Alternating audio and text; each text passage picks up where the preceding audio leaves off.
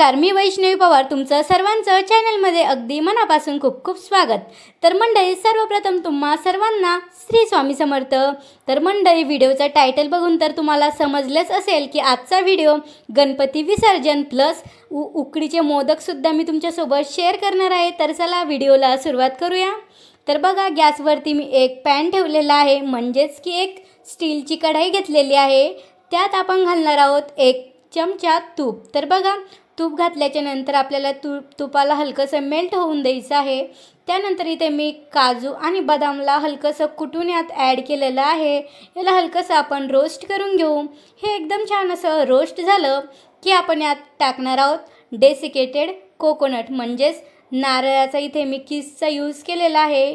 तुम्ही ओल्या नारळाचा सुद्धा इथे यूज केला तरी चालेल। आता गॅसची फ्लेम मीडियमवरती ठेवायचं आणि याला एकदम छान असं मिक्स करून घ्यायचं।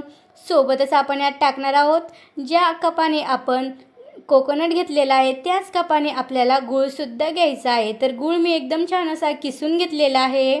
गॅसची फ्लेम मीडियमवरती ठेवायचं आणि कंटिन्यू एकाच डायरेक्शनने या प्रकारे मिक्स करत राहायचं। जोपर्यंत आपलं हे मिश्रण एकजीव होत नाही तोपर्यंत आपल्याला कंटिन्यू याला एकदम छान असं मिक्स करत राहायचं आहे।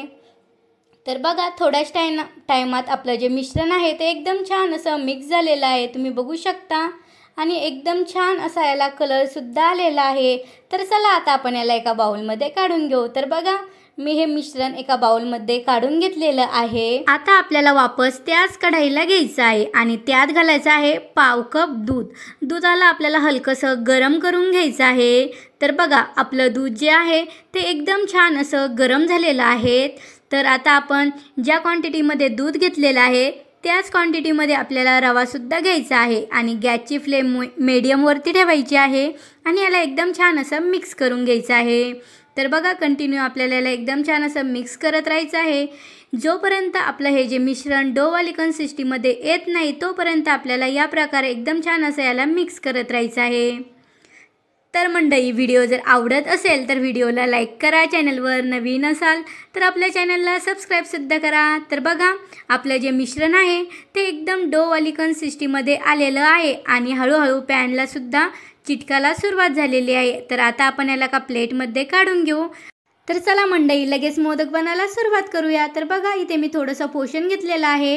आता आपण याला एकदम छान असे मोदकच्या शेपमध्ये बनवून घेऊ आणि जी स्टफिंग आपण बनवून घेतलेली होती त्याच्यात एकदम छान अशी फिल करायची। आणि बघा, आपला सुपर टेस्टी आणि यम्मी मोदक बनवून रेडी झालेला आहे। बघा, याला शेपसुद्धा किती सुंदर आलेला आहे। तर चला, मी तुमच्यासोबत अजून एक मोदक शेअर करते।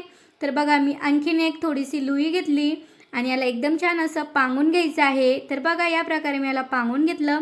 आता आपण जी स्टफिंग बनवलेली होती ती यात एकदम छान अशी फिल करून घ्यायची आहे। तर बघा, या प्रकारे मी यात स्टफिंग टाकून घेतलेली आहे आणि एकदम छान असं आता आपण याला सेट करू। तर मंडळी, व्हिडिओ जर आवडत असेल तर व्हिडिओला लाईक करा, चॅनलवर नवीन असाल तर आपल्या चॅनलला सबस्क्राईबसुद्धा करा। तर बघा मंडळी, आपला मोदकला किती छान असा शेप आलेला आहे। तर आहे ना एकदम इझी आणि सिंपल मोदकची रेसिपी। तर अशाच प्रकारे आपल्याला सर्व मोदक बनवून घ्यायचे आहे। आता मी इथे एक पातेलं घेतलेलं आहे, त्यात पाणी टाकलेलं आहे। पाण्याला हलकीशी उकळी आली की आपण पानांवरती या प्रकारे सर्व मोदक टाकून घेणार आहोत। तर बघा, एक एक करून आपल्याला सर्व मोदक याच्यावरती टाकून घ्यायचे आहे।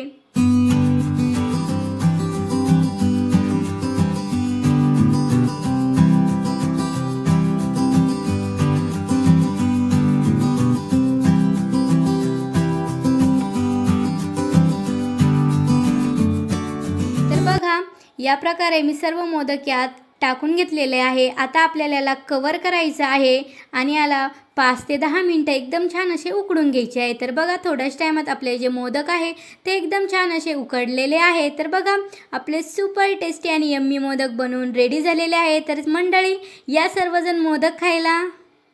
तर मंडळी, मोदक एकदम छान असे बनवून रेडी झालेले होते। लगेच मग आम्ही गणपती बाप्पाची आरती घेतली। तर बघा, या प्रकारे आम्ही एकदम छान अशी गणपती बाप्पाची आरती घेतली।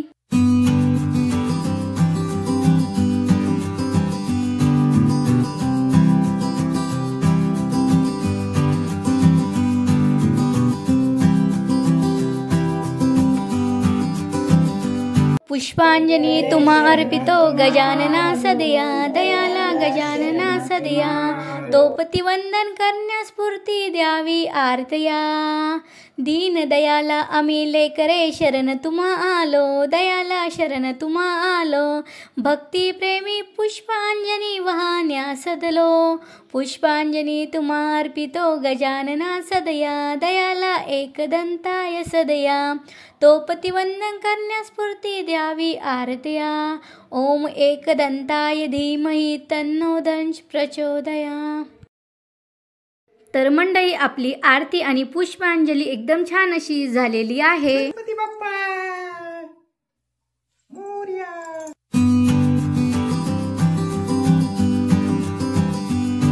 तर मंडळी आता आपल्याला गणपती बाप्पाचं विसर्जन करायचं आहे। तर आता आपल्याला गणपती बाप्पा समोर जे पण फळं जे पण वस्तू ठेवलेले आहे सर्व आपल्याला एका बॅगमध्ये टाकायचे आहे। गणपती बाप्पा या 10 दिवस आपल्या घरी आले, आपल्या घरात आनंद मंगलमय वातावरण निर्माण केलं। गणपती बाप्पाच्या आगमनाने आपलं घराला पावनता लाभली, प्रत्येक क्षण हा मंगलमय झाला। बाप्पाच्या चरणी आपण पूजा नैवेद्य आरती सर्व बाप्पाने स्वीकार केले। गणपती बाप्पा असंच आमच्यावर तुझं अपार आशीर्वादाचं छत्र राहू दे।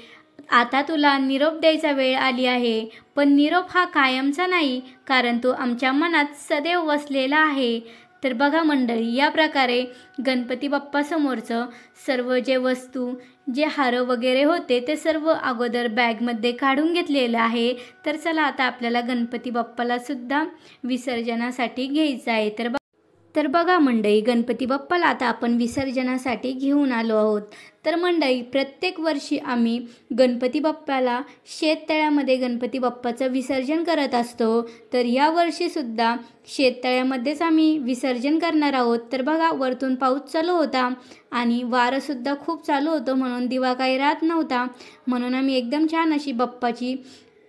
छान अशी पूजा करून घेतली। पूजा वगैरे झाल्याच्या नंतर गणपती बाप्पाला मोदक ठेवले आणि एकदम छान अशी भक्तिभावाने गणपती बाप्पाची इथं सुद्धा आरती करून घेतली।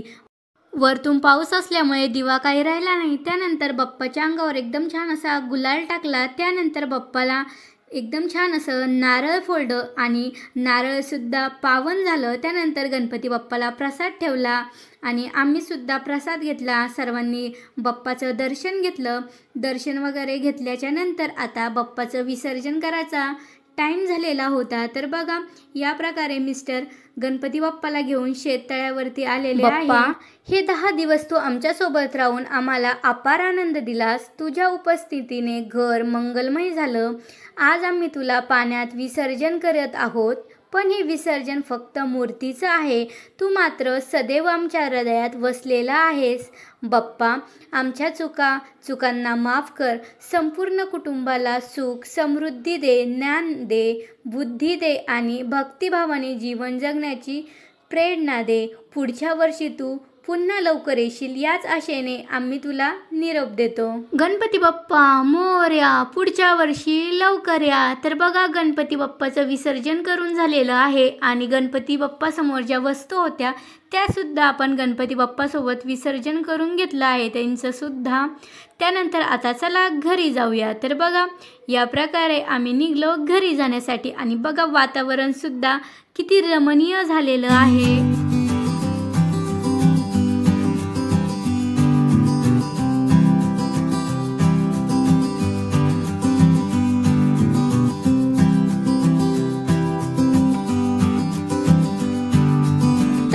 फायनली आम्ही आलो घरी आणि घरी आल्याच्या नंतर बघा अद्विकाची कशी मस्ती चालू झाली।